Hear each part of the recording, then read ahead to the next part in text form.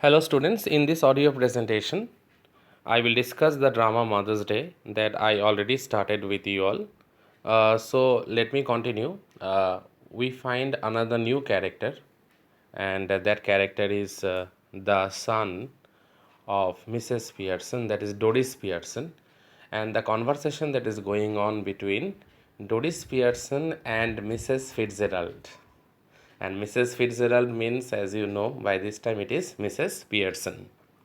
And Doris, she already went out. Now she will come later. By that time, conversation is going on between Cyril Pearson and Mrs. Fitzgerald or Mrs. Pearson. Because as you know, by this time, personalities changed bodies. Now, Cyril, his behavior is also same. He's very rough in his mentality, in his attitude, and he never cares for his mother at all. See, Cyril, hello, mom. Tea ready. Mrs. Pearson, no. Cyril, why not? Mrs. Pearson, very casually, I couldn't bother. Cyril, feeling off color or something, mood off, that you haven't prepared tea. Are you not feeling well? Mrs. Pearson, never felt better in my life. No, not at all. Rather to say, I'm feeling very happy. I haven't felt better in my life. Cyril, aggressively, what's the idea then? Then why haven't you prepared tea? What's your idea? Mrs. Pearson, just a change. Cyril, Brixley means hurriedly. Well, snap out of it, ma, and get cracking. Haven't too much time. That means Cyril is trying to say that please keep all these nonsensical thoughts and things aside and please prepare the tea for me. Cyril is about to go when Mrs. Pearson's voice checks him. Mrs. Pearson, I have plenty of time, so I am not in a hurry. And if you suggest me to prepare tea right now, I won't because I will take my own sweet time. Cyril, yes, but I haven't. You have plenty of time, but I haven't. Got a busy night tonight. I have got a busy night tonight. Moving left to the door. Did you put my things out? Again, just like Doris was rebuking her that haven't you ironed my dress, yellow silk dress. Here also Doris is doing, Cyril is doing exactly the same thing. That did you put my things out? Things means dresses and other things. Mrs. Pearson, again very casually, can't remember. But I doubt it. I don't remember. Please check it on your own. Cyril, moving to the table, protesting, now look. When I asked you this morning, you promised. You said you'd have to look through them first in case there was any mending. But you told in the morning that you will take care of those dresses. If it is needed mending, then obviously you will do it. Mrs. Pearson, yes, well, now I have decided I don't like mending. Okay, I told you maybe in the morning that I will mend your clothes, but now I feel like I don't like mending. Cyril, that's a nice way to talk. What would happen if we all talked like that? Mother, you are talking in a very aggressive and a very rude manner. If we all talk with you in this way, how would you feel? But basically, to be very honest, they speak with her in this way only. Mrs. Pearson, you all do talk like that.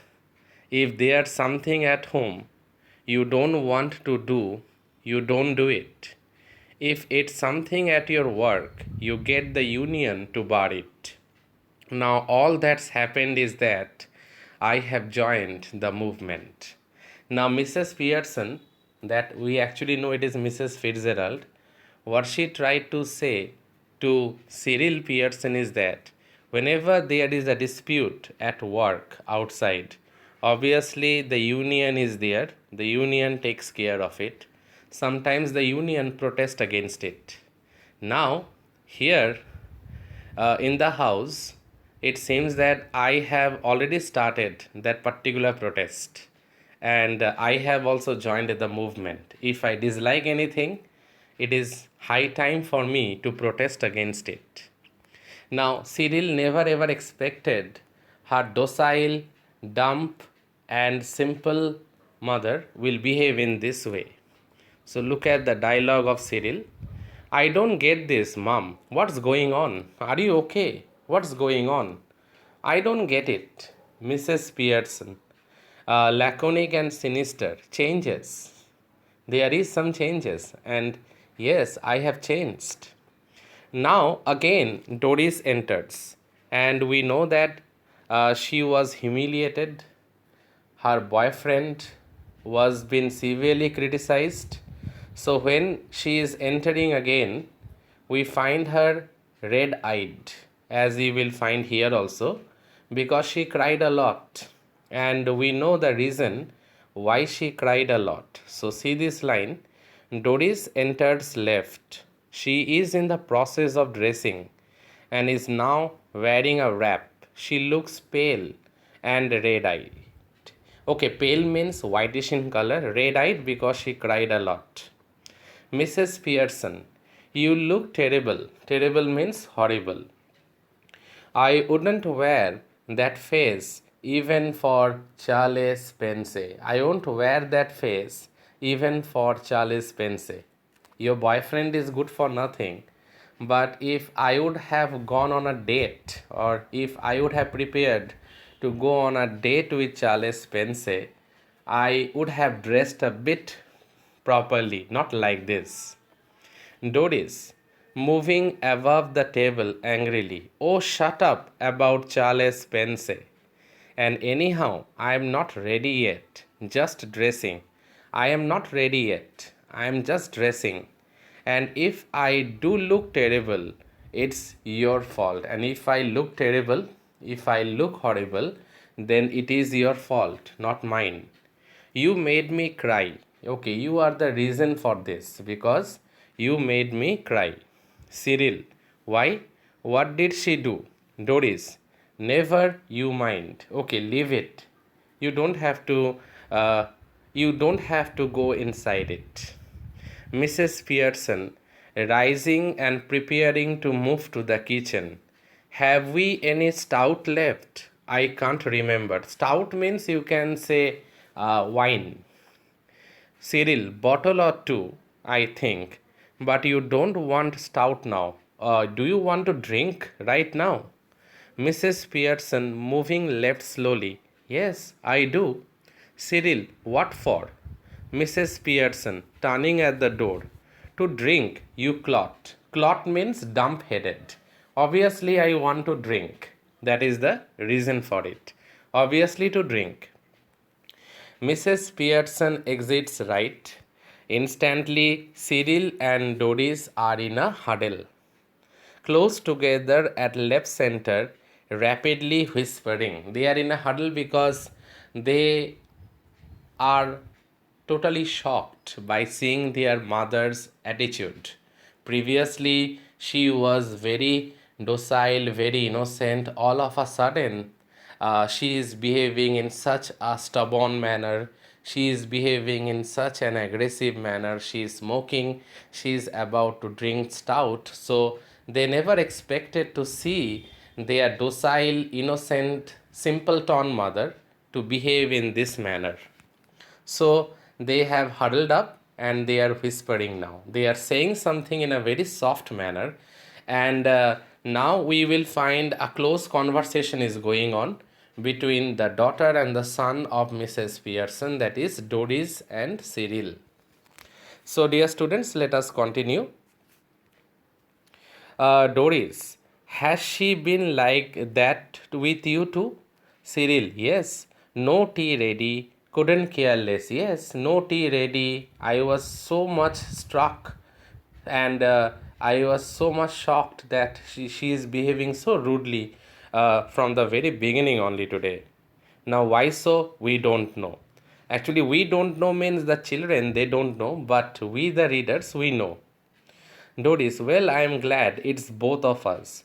I thought I had done something wrong. Okay, Doris is saying to Cyril that thank God that you are also there. I thought that she is only angry with me. That means Doris is satisfied that, or rather to say, Cyril is, uh, Doris is satisfied that she is not the only one. Okay, because Mrs. Pearson, she scolded Cyril also at the same time. Cyril, so did, but it's her, of course. Doris, she was smoking and playing cards when I came in. I couldn't believe my eyes. Now, I already told you that we know that already that magical transformation, and she is actually Mrs. Fitzgerald, but for the other characters, it is not possible to detect. And it was a huge shocking moment for them, because this line is a clear indication of that. Because when Doris entered, she found that her mother was smoking and playing cards, and she haven't seen her mother in this way. Cyril, I asked her if she was feeling off color, and she said she wasn't. I asked her whether she was feeling off color, she was well or not, but she told very casually that she was fine, she was feeling very okay. Doris, well, she has suddenly all different. She has suddenly all different means, dear student, that she transformed herself altogether in a new manner, in a new with a new personality. But it's all very much sudden. All of a sudden, it happened, and that's what made me cry. It wasn't what she said, but the way she said it and the way she looked. Okay, now. The way she insulted me, the way she insulted me about my boyfriend, and the way she's behaving, the way she's looking at me, all these are very strange. And it seems that she is totally different from the mother that we used to know earlier. So let's continue. Cyril, haven't noticed that. She looks just the same to me, but she is looking the same to me. Haven't noticed that. Doris, she doesn't to me. Do you think she could have hit her head or something? Do you think that she got injured? She fell down from the stairs? What might be the reason? Doris, no, you fathead. You know concussion, maybe she suffered from a concussion, who knows? Now Cyril sounds far-fetched. Doris, well, she is far-fetched if you ask me. Cyril, now then, what is it? Doris, if she is going to be like this when dad comes home? Cyril, I am staying in for that. Two front dress circles for the first house. So now both the brother and the sister, they decided to stay back. Both the brother and the sister, they decided that they won't go out in the evening because they want to enjoy the scene, the fun when George Pearson will enter the house. They want to see how their mother behaves with George Pearson. So, dear students, I stop here right now in this audio presentation. In my next audio presentation, I will continue from the next line. Uh, Please listen to this audio presentation, and if there is any doubt, kindly clarify. Thank you, students. Thank you all.